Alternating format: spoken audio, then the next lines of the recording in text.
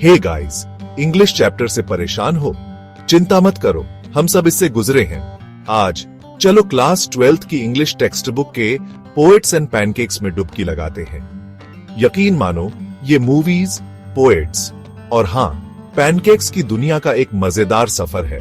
तैयार हो तो अपनी किताबें उठाओ, आरामदायक जगह ढूंढो और चलो इस चैप्टर को एक साथ डिकोड करते हैं। हम इसे छोटे छोटे टुकड़ों में तोड़ेंगे, कुछ रिलेटेबल उदाहरण डालेंगे और देखते ही देखते तुम पोएट्स एंड पैनकेक्स के प्रो बन जाओगे। सबसे पहले ये सोचो, पुराने जमाने का मद्रास, एक ऐसा शहर जो अपने इतिहास, संस्कृति और कला के लिए जाना जाता है। यहाँ की गलियों में चलते हुए आपको हर कोने पर एक कहानी मिलेगी।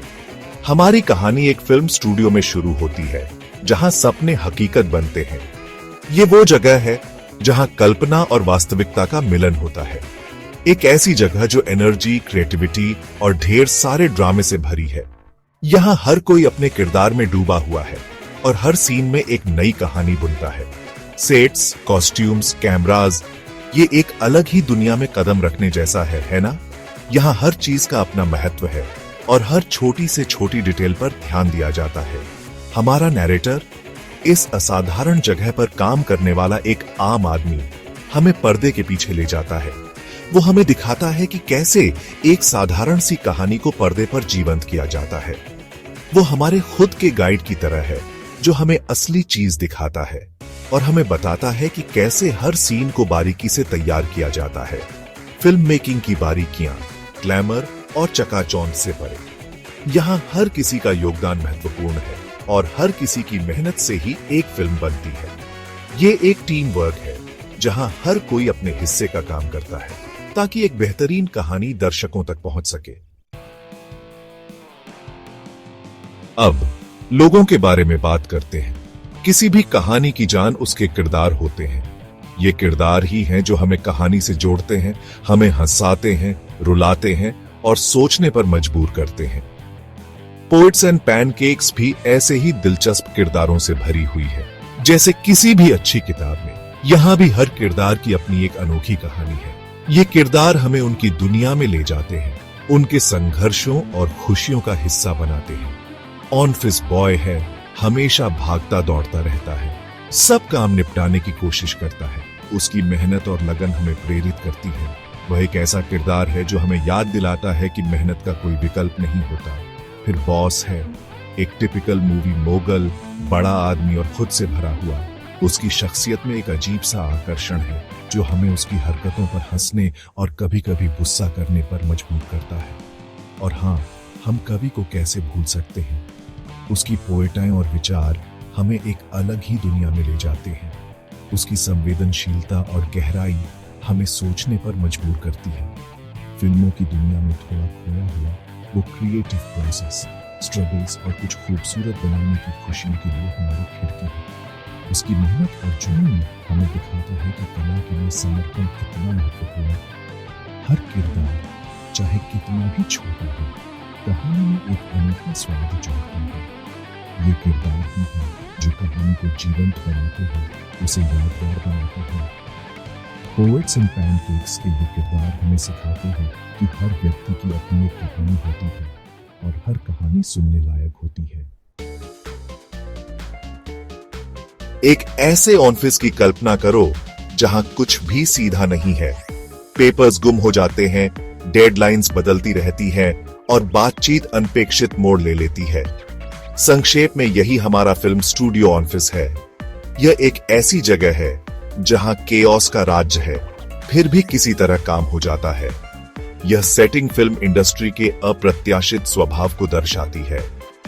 यह एक निरंतर रिमाइंडर है कि इस दुनिया में आपको अनपेक्षित की उम्मीद करनी होगी और मुश्किलों का सामना करना होगा। सेक्शन 5, कवि और उसकी समस्या, एक रचनात्मक संकट। हमारा कवि थोड़ा रहस्यमय है।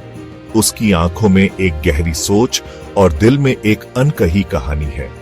वह अपने विचारों में खोया हुआ एक ऐसी दुनिया की कल्पना कर रहा है जो अभी तक कागज पर नहीं उतरी है। उसे स्क्रीन प्ले लिखने के लिए लाया गया है, लेकिन उसे अपने आसपास की दुनिया को देखने में ज्यादा दिलचस्पी है।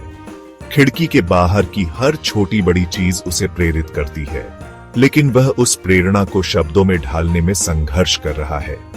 वो लगातार नोट्स लिख रहा है, प्रेरणा के उन क्षणों को पकड़ने की कोशिश कर रहा है।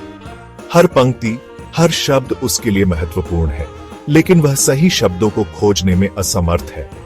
उसकी कलम रुक रुक कर चलती है, जैसे कि वह किसी अदृश्य बाधा से जूझ रहा हो। व्यावसायिक सिनेमा की मांगों के साथ अपनी कलात्मक दृष्टि को संतुलित करने के लिए उसका संघर्ष कुछ ऐसा है जिससे कई रचनात्मक लोग जुड़ सकते हैं। वह एक तंग रस्सी पर चल रहा है, जहां एक तरफ उसकी कला है और दूसरी तरफ व्यावसायिक सफलता। यह खुद के प्रति सच्चे रहने और जीवन यापन करने के बीच का निरंतर द्वंद्व है। वह एक ऐसे मोड़ पर खड़ा है जहां उसे यह तय करना है कि वह अपनी कला के प्रति ईमानदार रहेगा या व्यावसायिक दबावों के आगे झुकेगा। यह संघर्ष केवल उसका नहीं है, बल्कि हर उस व्यक्ति का है जो अपने सपनों को जीना चाहता है। सेक्शन 6, पैनकेक्स और प्रचार। सोचने वाली बात।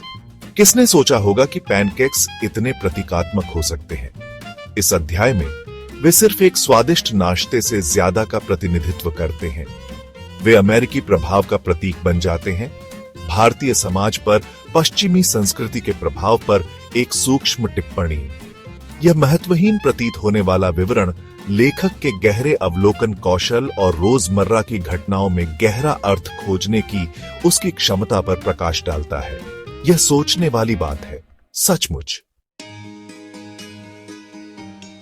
सेक्शन 7, वकील का रहस्य।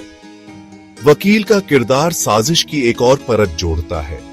वह कहीं से भी प्रकट होता है, अंतरराष्ट्रीय कानून में एक विशेषज्ञ होने का दावा करता है, लेकिन क्या वह वैसा ही है जैसा वह दिखता है?